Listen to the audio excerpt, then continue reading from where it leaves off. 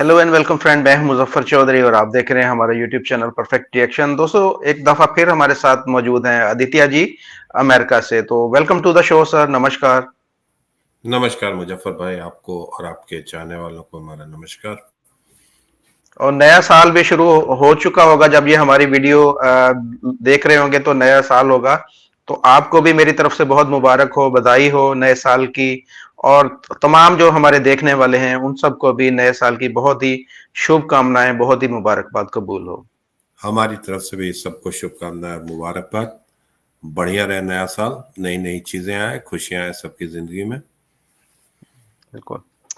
अच्छा, आज जिस तरीके से नया साल आ चुका है, इसके साथ साथ बहुत सारी खुशखबरियां भी जो हैं हमें देखने को मिल रही हैं भारत से। पाकिस्तान से हमारा दिल तो करता है कि खुशखबरी है, लेकिन कोई आ नहीं रही। लेकिन भारत से हमें जो है वो इस तरह की बहुत सारी खुशखबरियां मिल रही हैं, बहुत सारी डेवलपमेंट वहां पर हो रही है। जनवरी में राम मंदिर का भी जो है वो इफ्तिताह हो रहा है। उसके साथ साथ कल हम एक न्यूज बड़ी जो देखी जा रही है, सब लोग उसमें इंटरेस्टेड हैं कि उसके ऊपर बात की जाए कि इसरो के चीफ ने एक जो प्रेस कॉन्फ्रेंस की थी, या उन्होंने एक जो अपना इंटरव्यू दिया था, उसके अंदर बोला था कि हम अगले 5 सालों के अंदर 50 के करीब सैटेलाइट जो है वो स्पेस के अंदर भेज रहे हैं।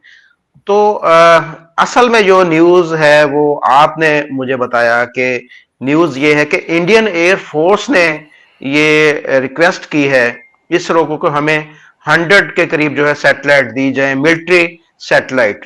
तो अब इसरो इसके ऊपर काम कर रहा है और 50 के करीब जो है वो उनको देने जा रहा है अगले 5 सालों में। तो सर, ये हमें इसकी अहमियत बताइएगा कि क्यों ये इंडियन एयरफोर्स ने ये डिमांड की है, और उसके मिलने से जो इंडियन डिफेंस के ऊपर क्या असर पड़ेगा। थैंक यू मुजफ्फर भाई, बहुत अच्छा क्वेश्चन है आपका। तो इस एक वाइट पेपर सबमिट किया गया था, एक डॉक्यूमेंट, एक डॉक्ट्रिन है, सॉरी मैं करेक्ट करूँ, एक डॉक्ट्रिन है, विजन 2047। इंडियन एयरफोर्स ने इसको सबमिट किया कि 2047 में हम किस तरीके से अपने डिफेंसेस को शेप अप करना चाहते हैं। तो उस विजन 2047 के हिसाब से इंडियन एयरफोर्स ने गवर्नमेंट से रिक्वेस्ट की है कि हमें इंडियन एयरफोर्स से की जगह Indian air and space force किया जाए। हम्म। ये बहुत इंपॉर्टेंट है, बड़ी क्योंकि बात है। इसी के या क्योंकि इसी के बैकग्राउंड में सारी चीजें हो रही हैं। तो अब ये हो क्या रहा है?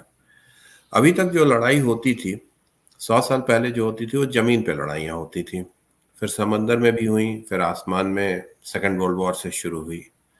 अब वो दौर आ गया है जबकि स्पेस में भी लड़ाई होगी।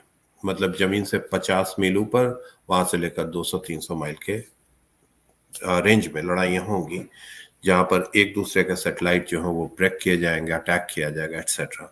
आपने कुछ रोज पहले सुना होगा कि इंडिया ने एक एंटी सैटेलाइट वेपन का यूज जी। किया था, सक्सेसफुल यूज उसका एक्सपीरियंस किया था। वो रीजन उसके पीछे वही है कि अगर कोई एडवर्सरी हमारे साथ लड़ाई कर रहा है, पंगे कर रहा है, तो हमें वो अगर ट्रैक करने की कोशिश कर रहा है तो हम उसके सैटेलाइट को शूट डाउन कर सके। जाहिर है हम्म। हमारे एडवर्सरी भी वो पावर रखेंगे, शूट डाउन करने की सलाहियत उनके पास भी होगी, चाइना जैसे इस केस में है। तो अब इस पूरे का पूरे बैकग्राउंड में अगर आप देखेंगे तो सारी बातें खुलकर सामने आ जाएंगी। तो अब Indian air force Indian air and space force होने जा रही है। उसका मतलब एक कमांड सेंटर कहीं होगा। उस कमांड सेंटर के लिए मिलिट्री सैटेलाइट चाहिए होंगी। उन्होंने 100 सैटेलाइट मांगे हैं 7 से 8 साल में। उनको इसरो चीफ ने कहा है कि they are going to provide 50 satellites in space in next hmm. 5 years. अब उन 50 सैटेलाइट के पीछे क्या है स्टोरी? तो वो 50 सैटेलाइट जो है वो अलग अलग डिस्टेंस पर जमीन से रखी जाएंगी। जैसे 36,000 माइल्स की ऊंचाई पर कुछ सैटेलाइट रहेंगे। ये 3 होंगी, 5 होंगी, भगवान जाने कितनी होंगी, ये तो इसरो वालों के ऊपर है। और जी। जैसे आप लोअर लेवल पे आएंगे तो सैटेलाइट के काउंट बढ़ेंगे। तो जो 36,000 माइल है, दैट इज कॉल्ड जीईओ। ये जियो स्टेशनरी होते हैं ऑर्बिट्स। तो इसको क्लार्क बेल्ट कहते हैं। अगर आपने वहां पर कोई भी ऑब्जेक्ट रख दिया तो वो बिल्कुल जिस स्पीड में अर्थ रोटेट करता है उसी स्पीड में वो रोटेट करेगा। मतलब अगर आपने वहां पर एक सैटेलाइट रख दिया जो मेरे सर के ऊपर है, मीन्स फिजिकली जहां मैं बैठा हूं, हम्म। तो वो 10 साल बाद भी उसी जगह पे होगी अगर वो डिस्ट्रॉय नहीं हुई हम्म। तो ये जियो स्टेशनरी होते हैं, जीईओ इनका पूरा होता है। I think Jio equatorial something something होता है। उसके नीचे आते हैं एमईओ जो। अच्छा, इसमें इसमें मैं थोड़ा सा मुझे एक सवाल मेरे जहन में आया, आपने जो बात की, यानी कि कुछ सैटेलाइट ऐसे होंगे जो पाकिस्तान के कुछ एरियाज को कवर कर रहे होंगे, तो वो मुसलसल उसी एरिया को कवर कर रहे होंगे। कुछ जो है चाइना के बॉर्डर को देख रहे हैं, तो वो चाइना के बॉर्डर को देख रहे हैं। कुछ पाकिस्तान के अंदर के मामला को वॉच अगर कर रहे हैं कि यहाँ पर क्या हो रहा है, तो वो वहां पर मुसलसल आप समझते हैं कि निगरानी ये सैटेलाइट करेंगे। आपको इस हाइट पर सिर्फ 3 सैटेलाइट चाहिए, आप पूरे अर्थ को देख सकते हैं। अगर अच्छा। आपने राइट पोजीशन पे लगाए हैं तो हम्म। 36,000 माइल पे अगर आपने 3 लगा रखे हैं हम्म। सैटेलाइट, तो पूरे अर्थ को आप कवर कर सकते हैं टेक्निकली, हम्म। In theory. लेकिन अब आप सोचिए अगर आप 36,000 माइल्स के डिस्टेंस पर हैं और इस्लामाबाद में कुछ देखना है, तो आपका डिस्टेंस बहुत ज्यादा होगा। अगर आपके पास कोई 200 या 300 माइल के हाइट पर कोई दूसरा सैटेलाइट है तो उसके लिए आसान है देखना। हम्म। तो वो ऊपर वाला सैटेलाइट जो है वो नीचे वाले सैटेलाइट को सिग्नल करेगा। यहाँ पर हम्म। एआईएमएल की बात होगी जो कि इसरो चीफ ने कहा है कि वहां से सिग्नलिंग होगी कि भाई हमने यहाँ पर कुछ प्रॉब्लम देखा है, हम्म। तुम इसका डिटेल तफ्तीश करो, क्या है माजरा, क्या है, क्या चक्कर हो रखा है। हम्म। तो ये सैटेलाइट का सीरीज होगा जो कि ऊपर से नीचे तक करेगा। अब आप इमेजिन करें, जो फर्स्ट लेवल मैंने कहा GEO, second level is MEO mid earth orbit, और third one is LEO low earth orbit. Hmm. अब ये लो अर्थ ऑर्बिट के सैटेलाइट जो हैं, अगर आप इमेजिन करें, और इसरो ऐसे सरप्राइजेस थ्रो करता है, इट्स नॉट अनयूजुअल कि वहां से वो सिग्नल किसी नीचे बैठे हुए राफेल को दे, या अ, तेजस को भेजे, या किसी ड्रोन स्वार्म को भेजे। 500 ड्रोन है, उनको सिग्नल मिल रहा है कि वहां पे अटैक करो। तो आप सोचिए 36,000 माइल से कमांड हो रहा है और वो जमीनी लेवल पे भी लड़ाई हो रही है। तो hmm. That's it is not going to be IAF but IASF. ये है रीजन, ये विजन है कि कंटिन्यूम है स्पेस और एयर का। आई होप मैं क्लियर सही। क्या पॉइंट। यानी कि वो आप अपने टारगेट को सही तरीके से हिट कर सकते हैं। वो जो ऊपर से आपको सिग्नलिंग हो रही है, वो आगे आप जब कन्वे करेंगे तो वो आपका कोई भी टारगेट मेरे ख्याल में मिस नहीं हो सकता। हाँ, एक्यूरेसी बढ़ जाएगी, क्योंकि देखें हम्म। हमने 2015 में तजुर्बा किया था एक टेलीकम्युनिकेशन सैटेलाइट का जो मीटर वेव रेंज पे काम करती थी। उसके बाद उसका सब्स्टिट्यूट भी हमने आसमान में डाला। तो ये 50 सैटेलाइट भेजना, ये मत सोचिए कि हर एक सैटेलाइट जो वो इन्वेंट की जाएगी। हमारे पास टेक्नोलॉजी है, नो हाउ है, हम हम्म। उसमें मेरी जो अंडरस्टैंडिंग, आई डोंट नो, मैं तो स्पेस साइंटिस्ट नहीं हूँ, लेकिन इसमें हम 4 या 5 तरीके के सैटेलाइट लेंगे। ये वाले सैटेलाइट 36,000 माइल पे रहेंगे, ये वाले लो लेवल के होंगे, ये मिड लेवल के होंगे, और ऐसे करके हम उनको असेंबली लाइन में बनाएंगे। और हम्म। ये मिलिट्री सैटेलाइट है, इनका वजन भी ज्यादा नहीं होता। ये कम वजन के सैटेलाइट होते हैं, जैसे टेलीकॉम, वेदर सैटेलाइट, वो बड़े बड़े ह्यूज सैटेलाइट्स होते हैं। तो ये छोटे सैटेलाइट हम एक इकट्ठे कई सैटेलाइट लॉन्च कर सकते हैं। हमने तजुर्बा भी किया, पहले इंडिया ने कर हम्म। रखा है, आई थिंक अराउंड 100 सैटेलाइट के आसपास किया। तो it's not going to be like, challenge तो होगा but it's not that it's impossible for India. करेंगे, इंडिया कर अच्छा। सकता है। अच्छा, ये बताइएगा कि ये आपने बोला कि 50 के करीब सैटेलाइट जो है वो ऊपर जाएंगे, तो इनकी सिक्योरिटी का क्या वहां पर सिस्टम होगा? सैटेलाइट की सिक्योरिटी के लिए क्या किया जाएगा? क्योंकि आपको पता है कि चाइना आपके बगल में बैठा है, चाइना भी एक स्पेस के अंदर उसके भी सैटेलाइट है, और वो नहीं चाहेगा कि इंडिया भी यहाँ पर जो है वो उसके मुकाबले में आए। तो वो कोई ना कोई खराबी, कोई ना कोई गड़बड़ करना चाहेगा, आपके सैटेलाइट को नुकसान भी पहुंचाना चाहेगा। तो सैटेलाइट की सिक्योरिटी के लिए क्या तरीकाकार होता है? देखिए, इसमें दो दो चीजें, एक तो ये है कि अभी सारे लोग, सारे कंट्रीज जो एक पैक्ट में है कि they are not going to weaponise space. तो as such China physical attack नहीं करेगा इंडियन सैटेलाइट्स में, ठीक है।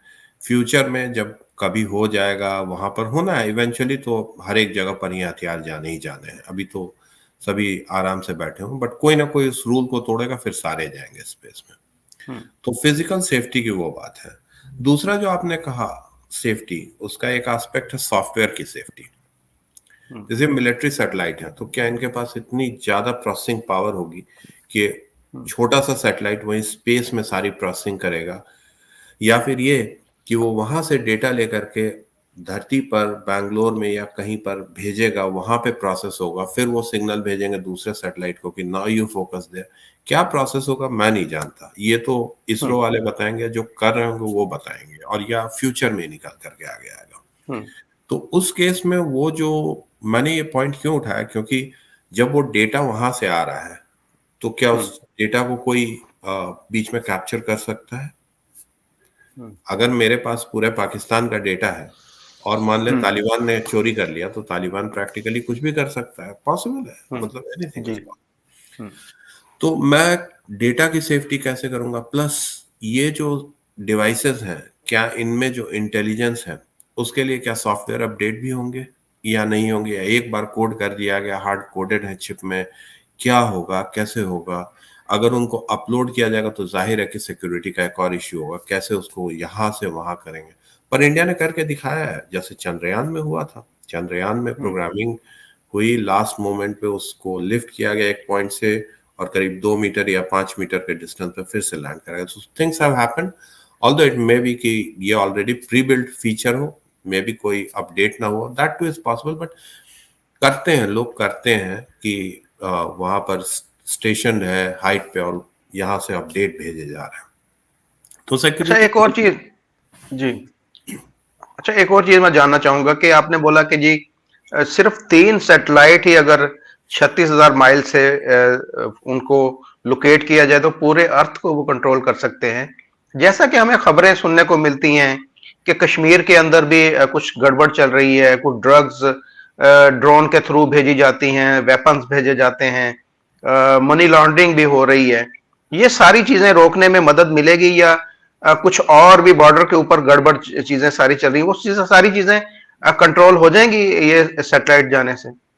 नहीं, वो सारी चीजें कंट्रोल नहीं होंगी। तीन जो मैंने कहा, तीन तो बड़े बेसिक हैं।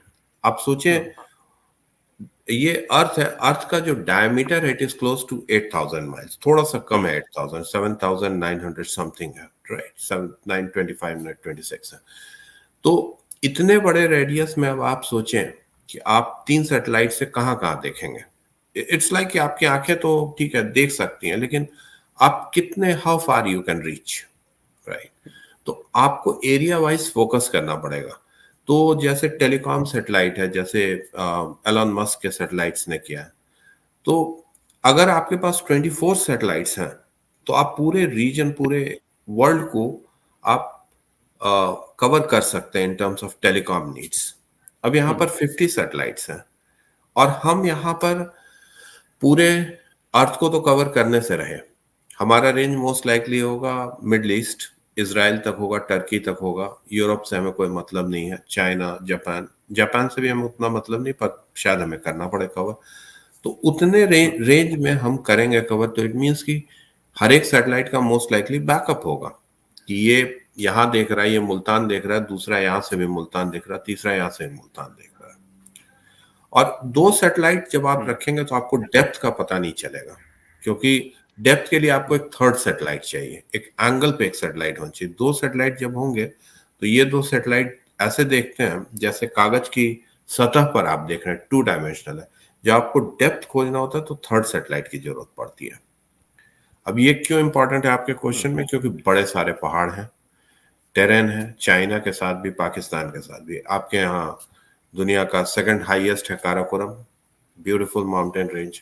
तो उसमें कई चीजें लॉस्ट हो सकती हैं। एक छोटे सैटेलाइट के लिए मुश्किल काम होता, बहुत ज्यादा डेटा क्रंचिंग का काम होगा। आप उसकी तुलना में देखेंगे तो चाइना के साथ इजी है, क्योंकि वो तिब्बत में कोई पेड़ पौधा ही कम है, और बड़े बड़े कॉन्वॉय जब गुजरेंगे तो आप फटाक से उनको पकड़ेंगे। तो आपने जो कश्मीर का क्वेश्चन किया, वहां पर पेड़ पौधे भी हैं, उनके कारण मूवमेंट चैलेंजिंग हो सकता है। नहीं तो हम तो कारगिल में भी पकड़ सकते थे, क्यों नहीं पकड़ पाए? क्योंकि बिकॉज ऑफ द नेचर, वहां पर पेड़ पौधे हैं, उसके कारण it was really hard to find कि कहाँ से मूवमेंट हो रही है। पर ये फिर भी काफी अच्छा होगा, नहीं होने से काफी अच्छा है। जैसे हमें, हमारे पास कारगिल में नहीं था डेटा अवेलेबल, अमेरिका ने नहीं दिया, हमारे लिए बहुत प्रॉब्लम हुआ। अब हमारे पास अपना रहेगा, it will be much better. और ये सब मीटर रेंज के ऑब्जेक्ट्स को पकड़ेगा, तो it's going to be a fabulous thing. बहुत, इसका बहुत इम्पैक्ट पड़ेगा। मतलब सेफ्टी सिक्योरिटी एक चीज है, इंडिया का जो रेपुटेशन होगा वो बहुत बढ़ेगा। क्योंकि जैसे हम डिस्कस कर रहे थे कि यूएस के पास 239 मिलिट्री सैटेलाइट है, चाइना के पास 140, रशिया के पास 105। अब यूएस चाइना और रशिया को एंटी देखता है, तो उसके अपने पाले में उतने नहीं है। यूरोप में कितने, किसी के पास 9 10, फ्रांस के पास 14 या 18 है, हमारे पास टोटल 9 है। लेकिन हमारे पास पोटेंशियल है, तो वो देखेगा कि हमें एक डेमोक्रेटिक पार्टनर मिल रहा है जो कि 50 लॉन्च कर रहा है, तो वो तो इसको वेलकम करेगा। उसी तरीके से रशिया को हमसे कोई ऑब्जेक्शन नहीं है। प्रॉब्लम सिर्फ एक कंट्री को है, दैट इज चाइना। तो वहाँ पाकिस्तान को भी कोई प्रॉब्लम नहीं है, क्योंकि जी। फवाद चौधरी को तो बात ही नहीं समझ में आई कि सैटेलाइट का फायदा। There is no problem with Pakistan, वो खुश रहेंगे। तो पाकिस्तान तो इस मुकाबले में भी नहीं है ना, पाकिस्तान तो इस रेस के अंदर है ही नहीं, तो पाकिस्तान को क्या फायदा या क्या नुकसान होगा? सैड है, मतलब होना चाहिए था उनको भी रेस में, एटलीस्ट पीसफुल के लिए होना चाहिए, लड़ाई के लिए तो नहीं कहते, बट कुछ करना चाहिए था उनको। अच्छा, तो इट्स, इससे इंडिया की इकोनॉमी को फर्क पड़ेगा? इंडिया की इकोनॉमी को डेफिनेटली फर्क पड़ेगा। इंडिया ने लास्ट 4 साल में 40 50 सैटेलाइट्स लॉन्च किए हैं, ठीक है। और हमारा ऐसा नहीं है कि हमारा पास जो वो बहुत ब्राइट रहा है। हमने पहला जो रोहिणी सीरीज लॉन्च किया था 70s में, वो हमारा अपना लॉन्चिंग था, वो हमारा फेल कर गया था। हम पहुंच नहीं पाए थे। इट वॉज टेक्नोलॉजी डेमोन्स्ट्रेटर, शायद 1 या 3 वाट का सैटेलाइट था, 1 और 3 वाट, दैट्स इट। अभी जैसे हम भेजते हैं 13,000 वाट के भी सैटेलाइट हमने भेजे हैं, तो that was a tiny piece. 2 satellite हमारे थे, आर्यभट्ट और भास्कर, फर्स्ट 2 जो हमने सक्सेसफुली भेजा। थर्ड हमारा फेल कर गया था, रोहिणी, वो साउंडिंग सैटेलाइट था। तो ये उसके बाद हमारा फेलियर रेट अच्छा खासा रहा है। लेकिन अभी हमने जो सक्सेस पाया उसमें ये ऐड करेगा। और कैसे ऐड करेगा? लास्ट 4 इयर्स 5 इयर्स में हमने 50 सैटेलाइट्स भेजे हैं। ये 50 सैटेलाइट्स इसरो ने कमिट किया, पर पहले हम ऑलरेडी 50 भेज रहे हैं। हम टेलीकॉम सैटेलाइट भेजना बंद तो नहीं करेंगे, हम वेदर सैटेलाइट भेजना बंद नहीं करेंगे, हम फॉरेन के कमिटमेंट्स जो हो चुके हैं वो बंद नहीं करेंगे, बल्कि लोग और कह रहे हैं और भेजो। तो इसका मतलब है हम अपनी कैपेसिटी डबल कर रहे हैं। हम्म। 50 पहले के, 50 अभी के, तो हमारी कैपेसिटी डबल हो रही है इन अ सिंपल मैथ, ठीक है। दूसरा है कि इकोनॉमी के टर्म में हम नेट सिक्योरिटी प्रोवाइडर बन रहे हैं स्पेस में। हम्म। अभी हम नेट सिक्योरिटी प्रोवाइडर बन रहे हैं कहाँ पर? जैसे सुएज कनाल है एंड ऑल दोस प्लेसेस जहाँ पर की ट्रेड होता है हमारा। अब हम प्रॉमिस कर रहे हैं हम स्पेस में नेट सिक्योरिटी प्रोवाइडर हैं। बुली कौन है? चाइना है बुली। हमें चाइना से बहुत सारे कंट्रीज को, चाइना को तो उस कंट्री से भी बॉर्डर डिस्प्यूट है जिससे उसका बॉर्डर लगता ही नहीं है। It's a very strange country कि 29 30 कंट्रीज के साथ उसका एक बॉर्डर डिस्प्यूट है। आई फेल टू अंडरस्टैंड कैसे हो सकता है ऐसा। तो हम उन लोगों के लिए भी हम प्रोटेक्शन देंगे। We are leader of global south. और यूएस इस चीज को वेलकम करेगा, क्योंकि यूएस जानता है कि अगर मार कुटाई करके भगाना है तो उनको इंडियंस को ही खोजना पड़ेगा। हम ही घुसते हैं, हम ही मारते हैं जिनको पिटाई करने की जरूरत होती है। बाकी दुनिया में किसी की औकात नहीं है उनको मारने की। हम्म। तो आई थिंक ये रेपुटेशन के साथ साथ मनी आता है, वो भी आएगा। दूसरा है कि इसका फ्यूचर इम्प्लीकेशन बहुत ज़्यादा होगा। जब सैटेलाइट गाइडेड मिसाइल्स चलने लगेंगी तो आप सोचें कि हम किसी को सेल कर रहे हैं, वो कह रहा है कि भाई हमें आपकी सर्विस भी चाहिए होगी। क्यों? क्योंकि हमें मारपीट हो गई हमारी। अगर फिलीपींस आता है कहता है जी हमें मारपीट हो गई, हमें आपका ये सैटेलाइट यूज़ करना है, तो ऐसा नहीं ना होगा कि एज यू गो आपको हम सैटेलाइट देंगे। भाई आप उसको बुक करेंगे ट्रांसपॉन्डर इतने दिनों के, तो पैसा आएगा, इन सभी चीजों का एक फाइनेंशियल साइड है सर। या बिल्कुल। अच्छा, दूसरी आप जब हम डिस्कस कर रहे थे, आप अदिति L1 के बारे में बता रहे थे कि उसकी कोई डेवलपमेंट आप वो भी शेयर कीजिएगा जरा। Absolutely absolutely. तो अभी जैसे आपने कहा कि ये 50 सैटेलाइट्स, तो इंडिया और भी कई चीजें कर रहा है, लॉट मैनी हम्म। थिंग्स। जैसे आदित्य L1 का है, आदित्य एल वन जो है वो लैग्रेंजे पॉइंट पे पहुंचने वाला है। लैग्रेंजे पॉइंट वो हाइपोथेटिकल जगह जहां पर धरती का और सन का ग्रेविटेशनल पुल बराबर होता है, तो सैटेलाइट वहां हैंग कर सकती है, स्टैटिक है। तो ये 6 या 7 जनवरी को पहुंचने वाला है। ये जो एक्सपीरियंस इंडिया ने किया है, तजुर्बा हासिल किया है, ये बहुत इंपॉर्टेंट चीज है, क्योंकि ये बता रहा है कि हम उतने फार डीप स्पेस तक में जा सकते हैं। तो ये 36,000 हमारे लिए कोई बड़ी चीज नहीं है। हमने ये जियो स्टेशनरी बड़े सारे भेजे हैं, वो एक कॉन्फिडेंस बिल्डिंग मेजर था हमारा। तो आप ये सोचें कि हम लैग्रेंजे पॉइंट पे जा रहे हैं, अभी उसके बारे में कोई न्यूज नहीं आ रहा। एक वीक के बाद सैटरडे या संडे को आप देखेंगे अचानक से आएगा कि आदित्य L1 जो है वो अपने डेस्टिनेशन पे पहुंच गया। And that is going to be kind of a sea changer, कि अचानक से एक झटके में, मतलब the mission has not actually completed, but it has come to a point जहां पर कि मतलब इन लोगों को इंडिया ने चाहा था वहां पे ये पहुंच गया। और इसके पीछे सिर्फ एक ही यही चीज नहीं है, और भी कई चीजें हैं जो कि काम कर रही हैं। एक वो मैं नाम भूल रहा हूँ, एक एक्सरे सैटेलाइट है, क्या नाम है उसका, that is going to be launch tomorrow. Hmm. It is also beautiful piece of work. देखिए, हम लोगों ने काफी इन्वेस्ट किया है इसमें मुजफ्फर भाई। मैं खुद जब मतलब अपने कॉलेज के टाइम में मैं पुणे एक बार गया था, वहां पर giant metre wave radio telescope है, कभी आप सर्च कीजिएगा GMRT पुणे पे। 30 रेडियो टेलीस्कोप्स हैं वहां पर। आपको देख करके आश्चर्य होगा कैसे बनाया गया था, and it's so nice, so neat, so beautiful. मतलब you will feel pride in seeing that. ठीक है ना? तो इंडिया ने बहुत इन्वेस्ट किया। अच्छा, वो जो मैं जिस सैटेलाइट की बात कर रहा था जो कल लॉन्च किया जाना है, दैट इज एक्सपोसैट, जिसमें 2 पेलोड हम्म। है, and that is also going to be launched. So India ऐसा नहीं है कि बाकी चीजों को बाईपास कर रहा है, साइडलाइन कर रहा है। वो जो कमिटमेंट है वो भी फुलफिल हो रहा है। जो हम्म। साइंटिफिक रिसर्च, जो आपको एग्रीकल्चर, वेदर, सारे फुलफिल कर रहे हैं। This is additional that India is building up. तो अब देखें, ये बहुत, ISRO never fails to surprise में, मतलब कुछ ना कुछ उसके पास एक नया होता है, वो लाते हैं। जैसे उन्होंने मून मिशन में किया, अभी कर रहे हैं वो लोग। क्या all of a sudden 50 satellite joke नहीं है किसी भी कंट्री के लिए 5 साल में लॉन्च करने का प्रॉमिस कर देना। बहुत ज्यादा है।